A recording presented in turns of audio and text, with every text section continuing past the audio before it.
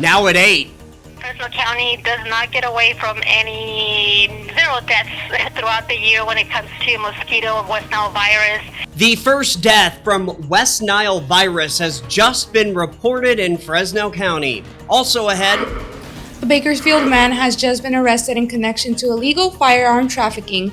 I'm Valentina Saldaña with the details coming up. A press conference was held this morning regarding the 18-year-old boy that was shot and killed in Northeast Fresno last night. I'm Emma Ott with all the details tonight at 8. And the Veterans Boulevard Interchange project off Highway 99 is causing new delays on Herndon Avenue as of today. Michael Wells will explain why next in Prime Time. New, local, unique. MyTV53 News at 8 starts right now. Hi, everybody. Good evening. This is the San Joaquin Valley's only 8 p.m. news, and I'm Austin Reed. Welcome to November the 1st. It's Wednesday. Thanks for being here. Our big story tonight, a decrease in Fresno crime despite a deadly shooting on Halloween night. MyTV53's Emma Ott is covering both sides to this story. She's going to start in the newsroom, though, with that latest homicide. Emma? The man that was shot and killed last night in Northeast Fresno has been identified as 18-year-old Ethan Vang. The shooting occurred around 10:30 p.m. last night, which was Halloween night, near San Jose and Sherman Avenues. This places the incident right next to Walters Elementary School. Police were called to the scene where they found Vang and another 24-year-old man with a gunshot wound. Vang was rushed to St. Agnes Hospital, where unfortunately he succumbed to his wounds. The 24-year-old was taken to Community Regional Medical Center for treatment and is expected to make a full recovery. Police are still searching for the gunman and say the only suspect information they have is two men wearing hoodies who ran away from the scene. You know, when an individual has some connections to criminal street gangs, clearly we can indicate without any further investigation that there is a gang connection, therefore vicariously it becomes gang related.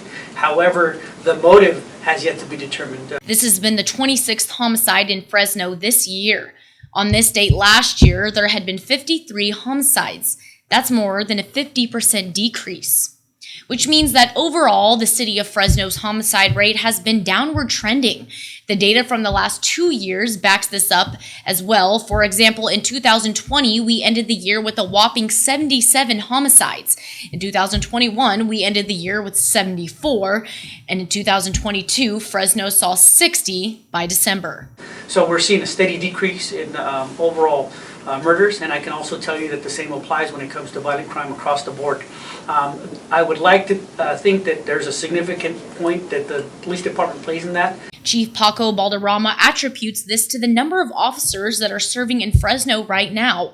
His goal at the beginning of the year was to swear in over 900 new officers. I'm Emma Ott with MyTV53 News at 8.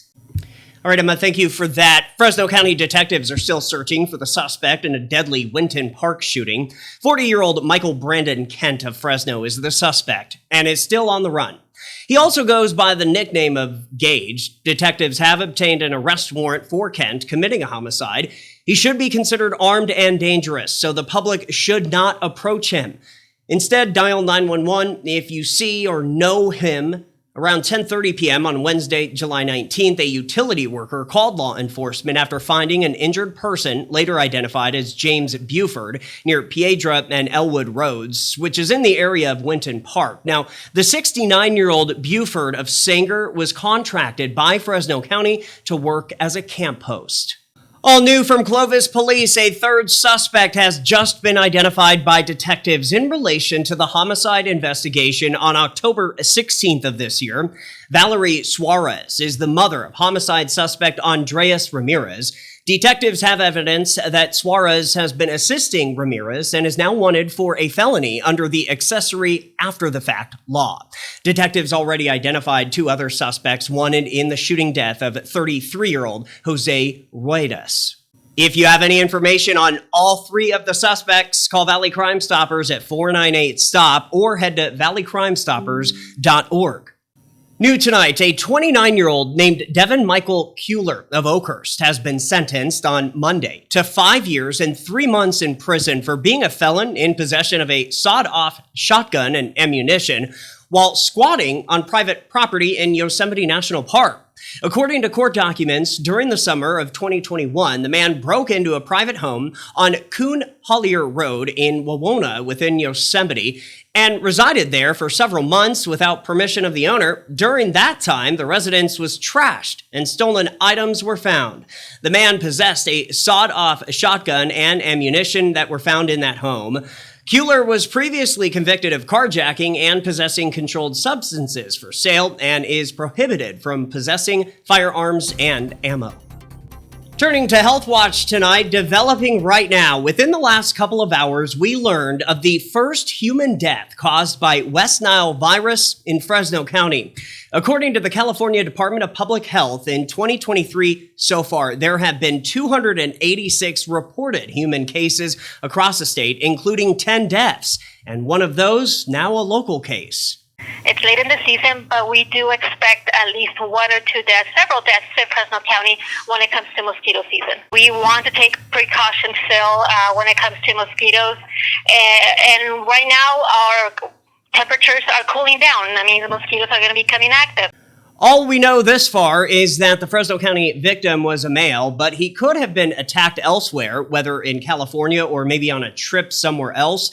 We are hoping to learn more in the coming weeks. In the meantime, with monkeypox cases on the rise across California, the Department of Public Health is now encouraging all Californians, especially those at highest risk, to take preventative measures, including vaccination, to reduce the risk of severe illness. Monkeypox is primarily spread through close skin-to-skin contact with someone who has monkeypox. Turning to our big story in Kern County for our viewers watching on KNXT. All new, a Bakersfield man has just been arrested after 100 guns were found at crime scenes. New tonight, reporter Valentina Saldana is on this story from the newsroom. Today, it was announced by the U.S. Attorney of California's Eastern District, Philip Talbert, the Fresno County District Attorney Office, and the Bureau of Alcohol, Tobacco, Firearms, and Explosives of an arrest that was made on charges of illegal firearm trafficking. Recently, U.S. Attorney General Merrick Garland asked the United States attorneys around the country, including my office, to not only investigate and prosecute the violent offender who uses a gun, but to also investigate where that gun came from, and if it was illegally trafficked, to consider prosecuting the trafficker too. The arrest was on 40-year-old Joshua Sweet Kimball of Bakersfield, who was a federally licensed firearm dealer and had a store named Show Off Sports LLC. The investigation started last June when Fresno Police Department detectives went into Kimball's store undercover as part of the Central Valley Crime Gun Task Force. The detectives went back to the store in July and then again in October. During the October visit is when one of the detectives brought up interest in the gun club, and Kimball provided a membership card to them. The detective paid the membership and bought multiple firearms without completing the paperwork that is needed for a legal transfer. In 2020, if you remember, we had 74 homicides and we hit a new record of shootings of 732. One of my main questions as police chief was, where are these guns coming from and what is the source of these firearms? So we made the initiative to start our own crime gun intelligence center, calling it the Central Valley Crime Gun Center here in the Central Valley, that we can serve not just the Fresno area, but north and south of us. According to the Department of Justice, if Kimball is convicted, he faces a maximum statutory penalty of 15 years in prison with a $200,000 fine for trafficking in firearms, 10 years in prison, and another $200,000 fine for unlawfully trafficking in controlled firearms, and finally, 5 years in prison with a $200,000 fine for unlawfully trafficking in firearms in violations of state law. Reporting in the newsroom, I'm Valentina Saldana for MyTV53 News at 8. All right, Valentina, thank you for that. Well, this just in from the Kern County Fire Department. Throughout the month of October, Kern County firefighters participated in a 2-week-long Engineers Academy at the Olive Drive Fire Training Facility in Bakersfield. Seasoned veterans instructed a group of 31 highly motivated, up-and-coming firefighters in the art of fire ground pumping, preparing them to operate a fire engine's water pump in emergency firefighting situations. More than just physically demanding, this training required firefighters to crunch numbers solving mathematical formulas while on the move. This math is required to pump and flow the proper amount of water at the correct pressure for effective and efficient fire extinguishment. Back in Fresno, and finally in your first few minutes of nonstop news at 8, we have a major traffic alert for drivers in northwest Fresno. New tonight, reporter Michael Wells with Stillwell News explains. The realignment started at 2 this afternoon, and the backup, especially on the eastbound side, was evident. The city says westbound traffic on Herndon Avenue, just east of Polk, will be dealing with this new traffic pattern. So here's what you need to know. Traffic in the left lane of westbound Herndon will now merge onto Veterans Boulevard. However, vehicles in the right lane on westbound Herndon will keep going west on Herndon. That means drivers who want to get onto Veterans Boulevard will need to be on the left, and all other lanes will continue on Herndon. Okay. So what if you're on Veterans Boulevard and you want to get to westbound Herndon? Well, there are two streets where you can do that, Hayes Avenue and Riverside Drive. All of this change in the traffic flow has to do with the new Veterans Boulevard interchange being built along Freeway 99. The city of Fresno says that project remains on schedule and that the interchange is set to open by the end of this month. Michael Wells, Stillwell News for MyTV53 News at 8.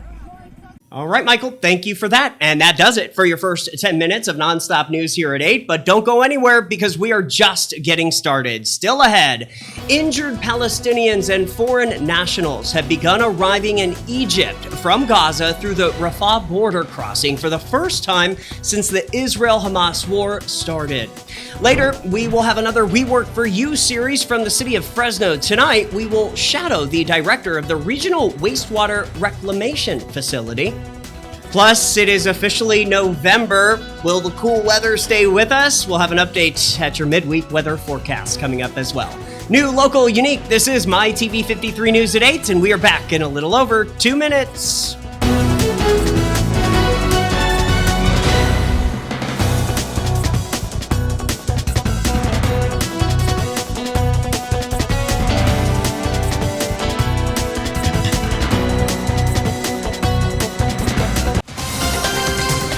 This is MyTV53 News.